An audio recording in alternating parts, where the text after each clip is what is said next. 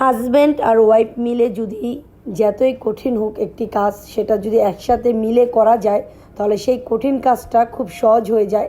তো সবাই কেমন আছেন? আশা করছি সবাই খুব ভালো আছেন। কেনই বা এই কথা বলছি, এই যে দেখুন আপনাদের ভাইয়া আমার কাজে খুব সাহায্য করছে আমাকে। কেননা আজকে আমি ফ্রিজ ধুচ্ছিলাম একা একা, তো বাইরের থেকে সে এসে বলছে, তুমি এত বড় ফ্রিজ একা একা কীভাবে ধোবে? তুমি কি ধুতে পারবে একা একা এত বড় ফ্রিজটা? আমাকে বললেই তো হতো। তো আমি বললাম যে না, তুমি সারাদিন বাইরে পরিশ্রম করো, তোমাকেই আমি কিভাবে বলি। তো ও বলছে যাই হোক আমার কাছে দাও, আমি ফ্রিজটাকে পরিষ্কার করে দিই, এত বড় ফ্রিজ তুমি একা করলে তোমার কষ্ট হয়ে যাবে।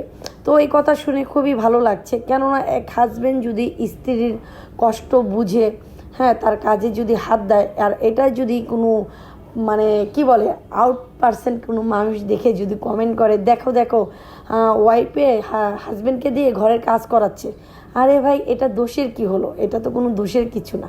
কেননা ভালোবেসেই তো তার কাজটা সে করে দিচ্ছে।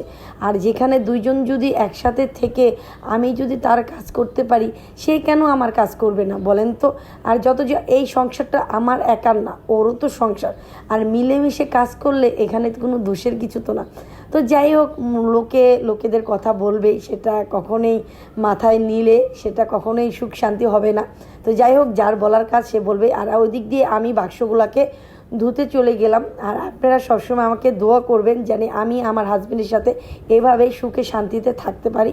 তো যাই হোক, এই তো ফাইনালি আমার ফ্রিজটা খুব সুন্দর মতন ধোয়া হয়ে গেছে, খুব সুন্দর লাগছে, চকচকা করে দিয়েছি। আমার হাজব্যান্ড এত সুন্দর করে ধুয়েছে, মাশাল্লাহ। তো আজকের এই ভিডিওটা আপনাদের সবার কাছে কেমন লাগলো সেটা অবশ্যই কমেন্টে জানাবেন। তো সবাই সুস্থ থাকবেন, ভালো থাকবেন। ভিডিওটা এই পর্যন্তই। আল্লাহ হাফেজ।